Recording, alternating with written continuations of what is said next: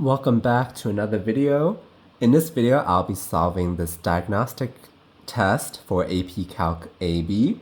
This is just in one of the test prep books, and it's a very old edition of the test prep book, so just a disclaimer, the content of what's in here might not exactly match what's in the AP Calc AB course as of the current filming of this video, or when you're watching this even. So I'll leave it up to you to double check which topics are covered in AP Calc AB, which are not. I'm just going to be solving the problems on this test, okay, this diagnostic test. Specifically, I'm just going to be there's two parts, kind of like the AP exam if you know the format. There's part 1 and 2 for multiple choice, and there's part 1 and 2 for the free response. I'm just going to be doing the multiple choice, no calculator portion of the of the exam. Okay. So this actually allows you 55 minutes. So I'm probably going to split this up into two videos. I'll do about half the problems in this video and then another half in a separate video. I don't want the videos to be too long because even I need a break. Okay, so let's begin. Okay, one more disclaimer. I don't know if I said this already. So not sure if some techniques that I might be using are covered in AP Calc AB. For example, L'Hopital's rule, I don't know if that's specifically covered in AP Calc AB. Some teachers might teach it if there's enough time, because it is a useful technique. But yeah, so I might be using L'Hopital's rule in some of the problems. Actually will in this one. But I'll show you some other techniques if I remember. Without L'Hopital's rule, okay, if it's doable. All right, so let's begin after all that spiel, 2 minutes of spieling. Okay, so number 1, we have this limit as x goes to infinity, 3x squared minus 4 over 2 minus 7x minus x squared. Okay, so I rewrote it here. Okay, how do we solve this? This is about the end behavior, likely about asymptotes. So if you remember how to find the asymptotes of a rational function, this should be very quick.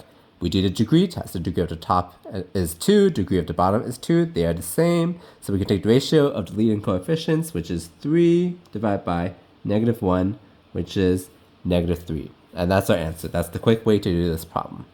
The longer way to do this problem, if, for example, you need to show work or something, we do it like this. Remember, the technique is we factor out the biggest degree from the top, which is x squared. So if we factor it, it'll be 3 minus 4 over x squared. The bottom, the biggest degree, is also x squared. So when we factor it, it'll be 2 over x squared minus 7 over x minus 1. Okay, so these would cancel. That's good. Now as x goes to infinity, 4 over x squared would go to 0, so we're left with 3 on top. And for the bottom, 2 over x squared would go to 0, 7 over x would go to 0. We're left with -1, so again, it's just -3. So the answer is C. Number 2, limit as h goes to 0, cosine pi over 2 plus h over h is, so let's do it over here. So we can do L'Hopital's rule as I said earlier in the video. Why can we do it? Well, when we plug in h is 0, we get cosine of pi over 2, which is 0 on the top. The bottom, h is just 0, so 0 over 0, indeterminate form, indeterminate quotient specifically, so we can use L'Hopital's rule. So when we do that, we differentiate the top, which would be negative sine pi over 2 plus h. Do we need a chain rule? Times derivative of the inside. We do need a chain rule, regardless, but in this case, derivative of the inside is just 1, so that's easy, times 1. We don't need to write that. Over derivative of h with respect to h is just 1. Now when we plug in 0, what do we get? Sine of pi over 2 is 1. We have a negative sign, so it'll be -1 over 1, which is -1. Okay? This is one way to do it. If you don't know L'Hopital's rule, then it's a little trickier. It's not that tricky, but we know that this cosine is a shifted version of sine. Sine and cosine are the same curves, but they're just shifted. And typically we say cosine is earlier by 90 degrees. Coincidentally, pi over 2. There is a trig identity If you remember it, great, use it. I do not remember off the top of my head at the current moment, so I do know that cosine, as I said, it's earlier than the sine by 90 degrees. So if I delay it by 90 degrees or pi over 2, we get back the sine. I believe this might be the identity, okay? So what happens when we plug in, instead of x, it's negative x. So cosine negative x minus pi over 2 is sine negative x. Okay, well, we know cosine is an even function, so we can write this as cosine of minus x plus pi over 2 quantity. And then we'll use properties, so let's do this side in a bit. Properties of even functions. Remember, cosine of negative x is just cosine of x. So this is just cosine x plus pi over 2, okay? On this side. How about this side? Sine is an odd function, so remember sine of negative x is negative sine of x. Okay? So we can do this. So we can now rewrite this limit as, so instead of x plus pi over 2, it's just h plus pi over 2, so it'll be negative sine of h. Okay? Just use some trig identity. Okay? This you should recognize as a special trig limit. Okay? We know that limit as h goes to 0, sine h over h is 1. We just have a negative sign there, so it'll be negative 1. Okay? So this was a little more complicated, but it was doable. We used this trig identity. Well, we know that cosine is a shifted version of sine, and cosine is actually earlier by 90 degrees. Okay, so this is the relationship. And then we want to make it look more like this. So instead of x, I just replace each x with a negative x because it's a function, right? So you're allowed to do that. So I just did some algebraic manipulation using algebraic manipulation over here, and then we use the property that cosine is even, so this became that. Over here, we use the property that cosine is odd, so it became this. Okay, so then we ended up with this limit and then special trig limit. So a little more complicated, but totally doable. The answer is D. If for all x, f prime of x is this guy, it follows that the function f has, it's talking about max and min at x's 1 and 2. Okay? So let's do the first derivative test. So I wrote the same f prime over here. Okay? First derivative test, we set it equal to 0 to get the critical points. So the critical points are x is 1 and 2. So we do our first derivative test. I usually just draw a number line and write the sign of f prime on top. You can write out the whole interval and make like a table. That's totally fine. I find it quicker to do it this way, and it's neat enough that I can keep track. Okay? So when x is less than 1, what is the sign of f prime? Is it positive or negative? So we could just plug in a huge negative number like negative 100, negative 1,000 even. This guy, well, it's to the 4th power, so it's always positive. Okay? How about this? When we plug in a huge negative number, subtract one more, it'll be more negative. Negative number cubed would be negative. Okay? How about in between 1 and 2, like 1.5? This one we said was always positive. So 1.5 minus 1 would be half, which is positive. Positive cubed is positive. Okay? Now, a huge positive number, so any number greater than 2, you can even plug in 3 even, but so any number greater than 2. So I just like to plug in a huge positive number, like 1,000. This again is always positive. 1,000 minus 1 is 999. That's positive. Positive cubed is still positive. Okay? So the derivative changed sign here, but not here. So there's no maximum min at x is 2, but there is a relative min at x is equal to 1. It's minimum because derivative went from negative to positive. Okay? So there's a relative min at x is 1, that is a. Okay? Number 4 is one of the true-false ones with multiple statements. Let f of x be integral from 0 to x, 10 over 1 plus e to the t dt, which the following statements is or are true. Okay.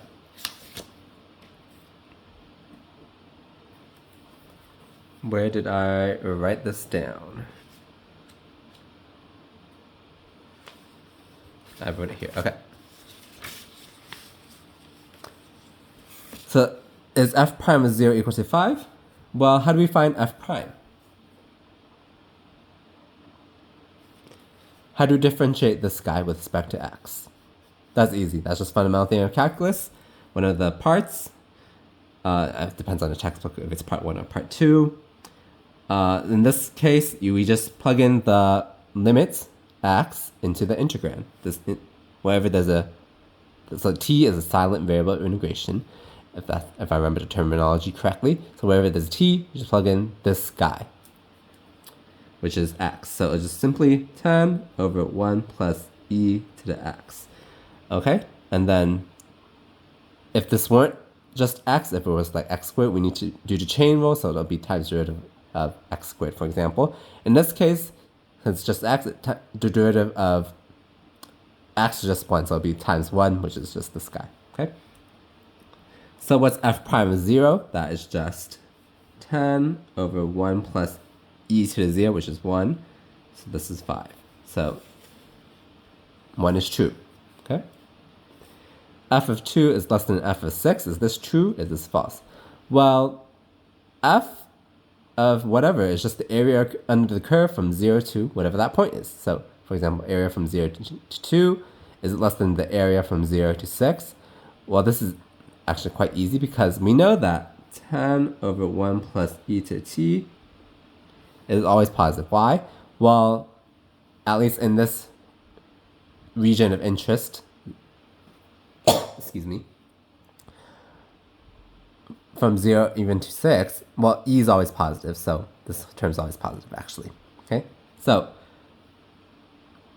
when we integrate more then of a positive area, we're adding more area.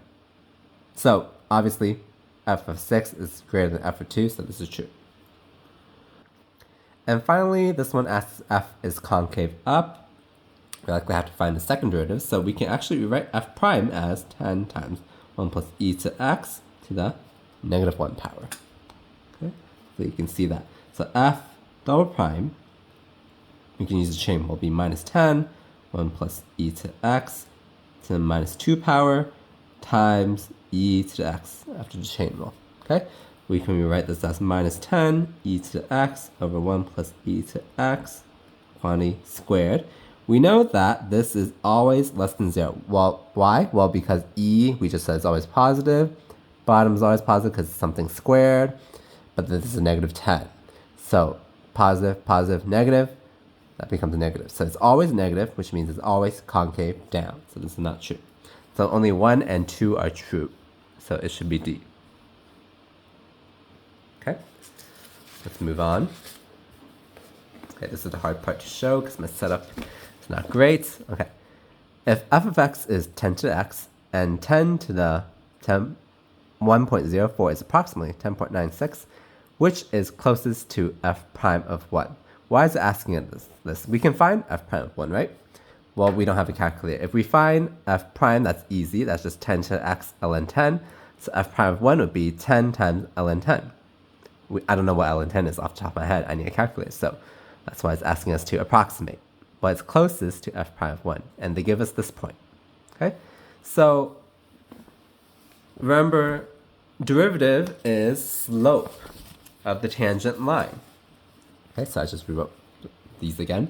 So we can just approximate the slope. Slope is change in y over change in x. So f prime of 1 is approximately change in y. They give us this point, so let's use it.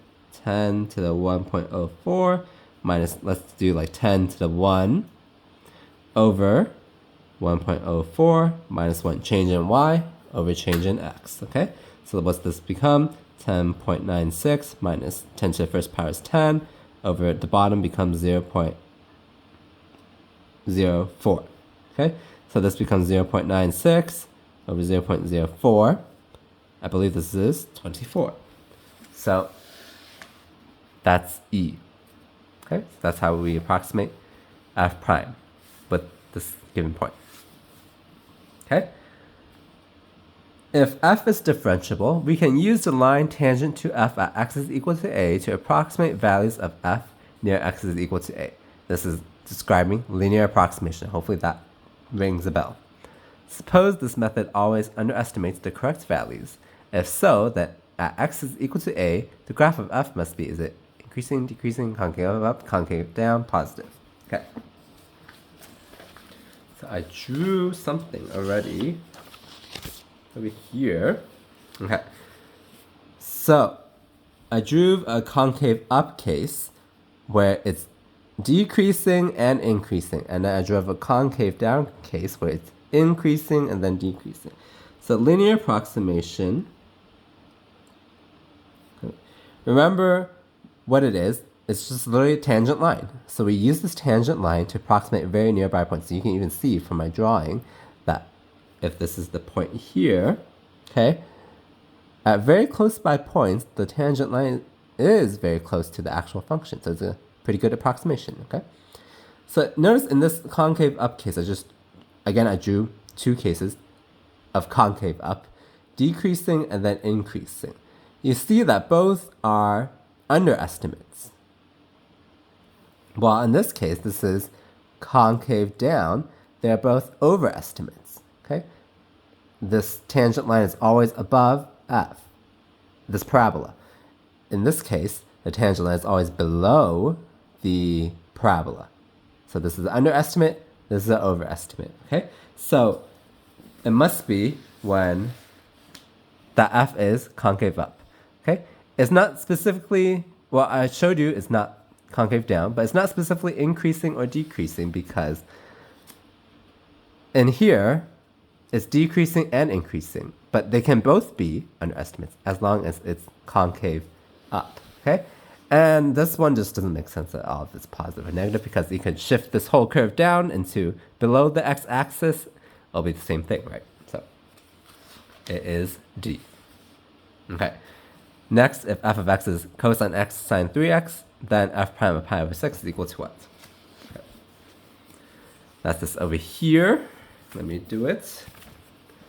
We need the products rule. So f prime, product well first, d second plus second, d first. So first, d second would be times 3 cosine of 3x after we use chain rule, plus second, d first, which would be derivative of cosine is negative sine, okay? So we evaluate this whole guy at x is pi over 6. So what would you get? Cosine pi over 6 times 3 times cosine. 3 times pi over 6 is pi over 2. Okay? Plus sine of pi over 2 times minus 1 times sine pi over 6. Cosine pi over 2 is 0, so all these would cancel over here, so we're only left with here. Sine of pi over 2 is 1. We have a negative 1. What is sine pi over 6? That is half, but we need this negative sign from there. So it would be negative half e. Okay, that was easy. Next, we have this integral, so I wrote it over here. Integral from 0 to 1, x dx over x squared plus 1. Okay, this is clearly a substitution, so we let u be x squared plus 1. du would be 2x dx. Okay, so we had to change the limits of integration because it's a definite integral. When x is 0, this is the limits in terms of x, we just plug it into our u definition of u. When x is 0, u is 0 plus 1, which is 1. When x is 1, u is 1 plus 1, which is 2. Okay, so integral from 1 to 2. X dx is du over 2 over x squared plus 1 is u. So we can clean this up as half integral 1 to 2 du over u. Okay, I just pulled this half outside. So this is just half log of u from 1 to 2. So this is half times ln2 minus ln1. Okay, ln1 is just 0. So we have ln2, or let me write it as half ln2. That's our answer. Oh, we don't have it as one of the choices. Did we do it wrong? Is it actually this? No, it's not, because we actually use properties of logs to manipulate our answer. Remember, when there's a power, you can bring it out into the front. Well, we can put it back in. So it's ln of 2 to the half, which is the same thing as ln of square root 2. Okay, so that is B actually. So don't get fooled that, oh, this looks very close to what we did in fundamental theory of calculus. So maybe that's the answer. No, it's this one. Okay. All right. Next, the graph of f double prime is shown below. If f prime of 1 is equal to 0, then f prime of x is 0 at x is equal to what? Okay, so there's obviously some other point than x is equal to 1. So how do we use this graph and what they give us here to find that? Okay, well, we probably have to use that f double prime and f prime can be related by definite integral or integral. Okay, we can integrate f double prime to get f prime. Okay, so I wrote that on a piece of paper. Let me find which one it is. Okay. And I specifically chose a definite integral because when we write it as integral from 1 to some point p, I don't know what point, f double prime x dx, we use fundamental theory of calculus. That's just f prime p minus f prime of 1. Okay? We're interested when f prime of x is equal to 0 also. So we are interested when f prime of p is equal to 0. Okay? So instead of x, I put p, okay, basically, okay? So we also know that f prime of 1, they give it to us as 0. So at what point p does this integral hold then? Okay? So now we have to use this curve. Okay? So but let's backtrack one more time. So hopefully you got this point. I know that we have to relate this f double prime and f prime somehow. So we know that we can integrate. So let's choose to use a definite integral actually. Integral from 1 to some point p. I don't know what the point is. F double prime x dx is f prime of p minus f prime of 1. We know that f prime of 1 is 0. That's easy. We want to find some other points where f prime of x is 0. So that's why I called it p. So if f prime of p is 0, then 0 minus 0 is 0. So the side we have 0. So we're left with integral from 1 to p, f double prime x dx is 0. Okay, so now we start using this curve. We start integrating from 1. So we have this triangle here. It has height 2 and base is 1. So the area is 1. So we have to integrate to some points greater than 1, but such that the integral is 0. So we have to cancel out this positive area of 1. And we can do that simply by just going to x is equal to 3. It's the same area, but it's a negative sign. Okay, because at x is 3, the base of the triangle is again 1, but the height is negative 2 actually. Okay, so we know that when p is 2, then this integral is true. So 9 should be, actually not p is 2, p is 3, then this integral holds because this positive area and this negative area, we add them together, that'll be 0. So it should be C. Let me double check the answer for this one.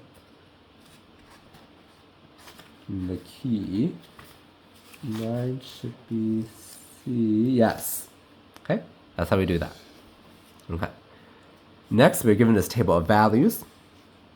We're asked if f of p of x, is g squared x. This is not good notation. This is actually g of x quantity squared. Then p prime of 3 equals what? Okay, so I wrote it in better notation. To not get confused, this notation is actually this, g of x quantity squared. So we want to find p prime of 3. P prime of 3. P prime of x is, we need to chain rule. It'll be 2 g of x to the first power. We do chain rule. So we first do the power rule, bring down the 2. G of x to the 2 minus 1 power, which is just to the first power. And then times derivative inside, g prime of x. So p prime of 3 would be 2 g of 3, g prime of 3. Okay? So what's g of 3? That is 2. G prime of 3, that is 3. So that's 2 times 3, which is 12. Answer is D. If h of x is f inverse of x, then h prime of 3 equals, so I don't know if they teach this in AP Calc AB still.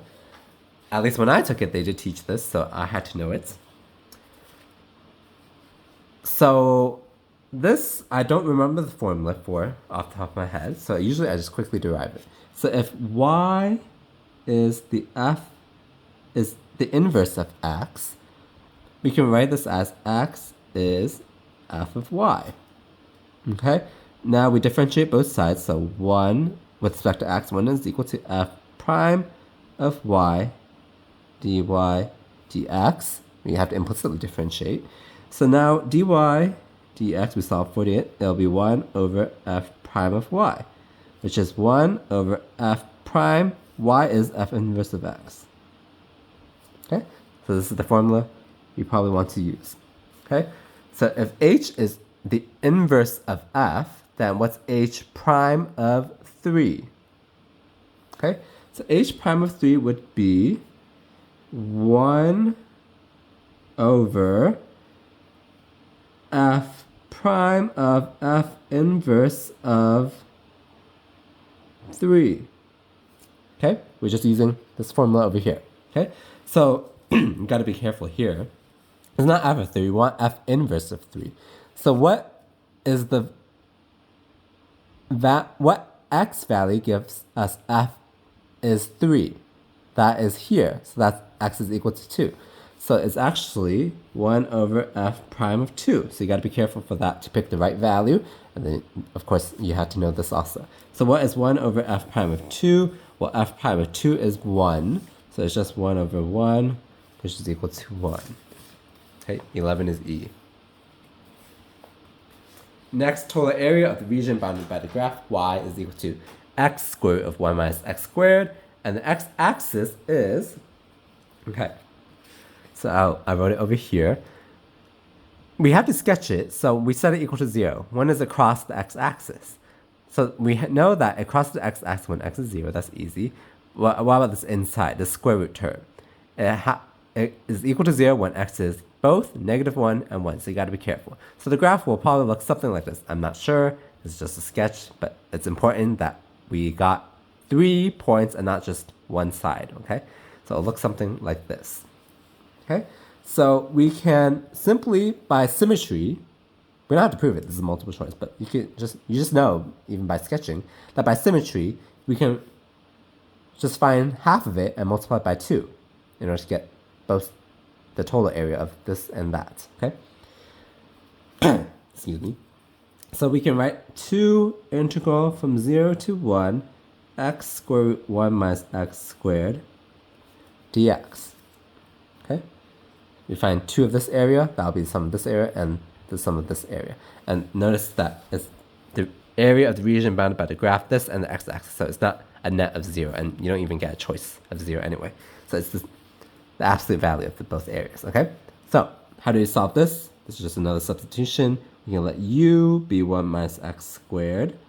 Du would be minus 2x dx, okay? So we can rewrite this as 2 integral, when we change our limits of integration, when x was 0, u is 1. When x is 1, u is 0. X dx would be du over minus 2. And then times square root of u. Okay?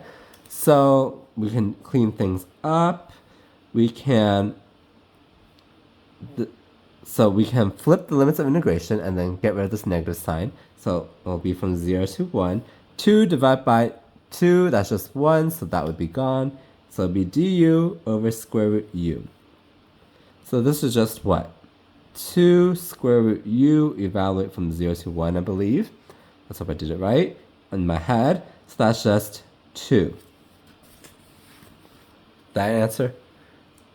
That is not an answer, so I did something wrong. Let me check my work. Oh, I see why I did it. It's not divide by. I don't know why I did that.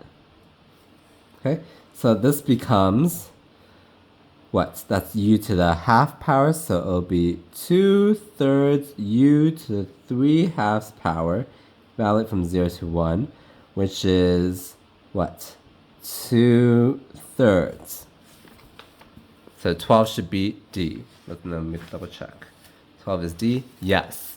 Okay, my bad for that small mistake there. Okay. So the key here was we had to know that there was 3 points of 3 crossings of the x-axis, okay?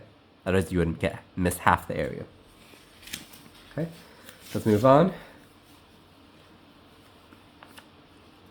The curve of y is 1 minus x over x minus 3 is concave up when, okay, so I wrote it here, concave up, concavity, that should signal second derivative. So let's find the first derivative first.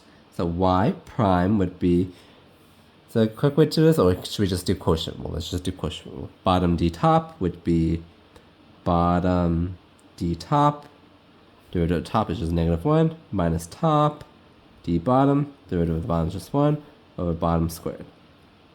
Okay, this is just, if we simplify, will be -x plus 3 minus 1 plus x over x minus 3 quantity squared. Hopefully I did that right. So that's 2 over x minus 3 quantity squared. Okay, let me double check real quick. Distribute, that'll be -x plus 3. That's just the positive one, so -1 plus x. So it looks right to me, okay. Y double prime, okay. So here we can just do 2 times -2 times x minus 3 to the minus 3 power, okay? Because we can write this as 2 times x minus 3 to the -2 power, okay? So we just do the power rule, which is what we did here, times the derivative of the inside, at the chain rule, that's just 1, okay? So this is what? -4 over x minus 3 quantity q. We're interested when it's concave up, so when this is greater than 0. Okay, when does that happen? Well, the bottom has to be negative, so when does that happen? That is when x is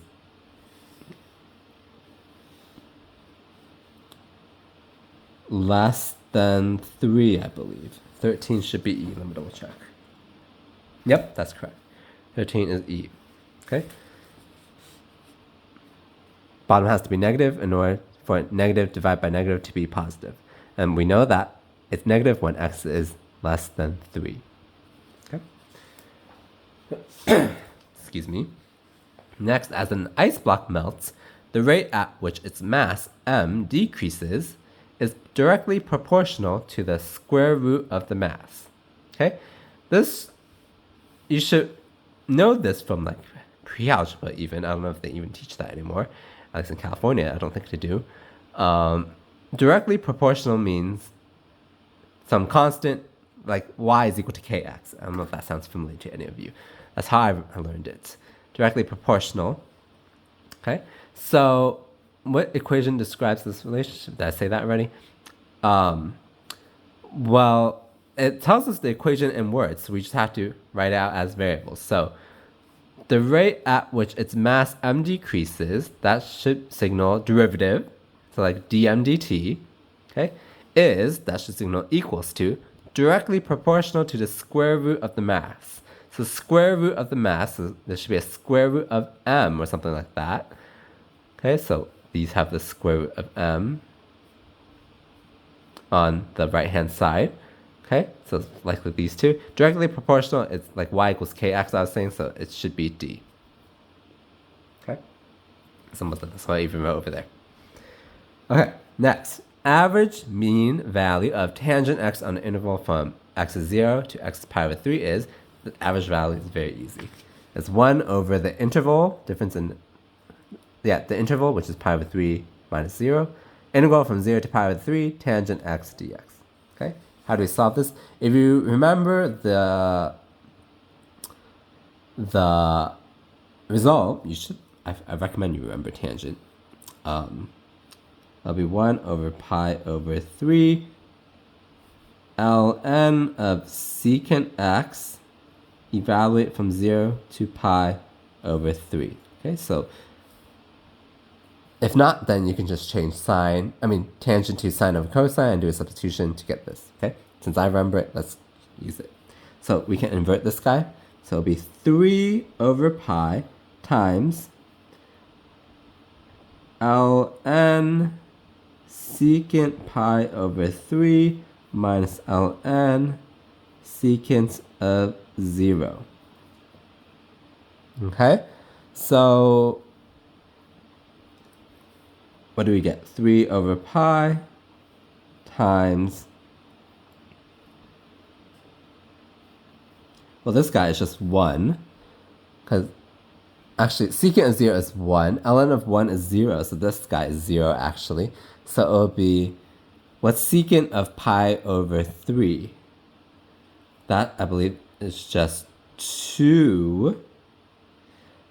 So it's just ln 2. So I believe 15 is B. Let me double check.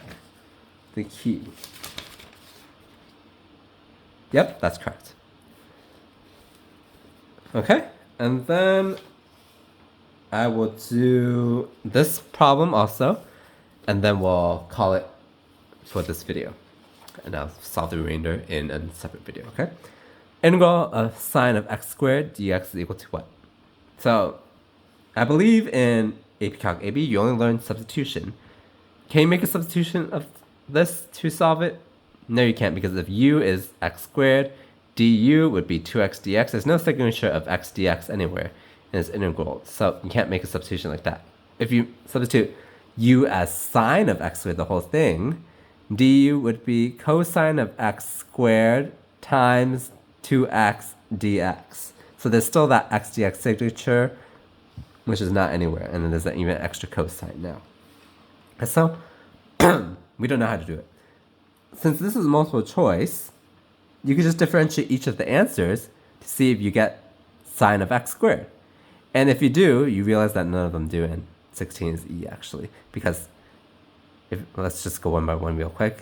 Cosine of x squared, or negative cosine of x squared, if we differentiate that, that'll be sine of x squared times 2x, which is not that. This is, I get negative sine of x squared times 2x, which is not that.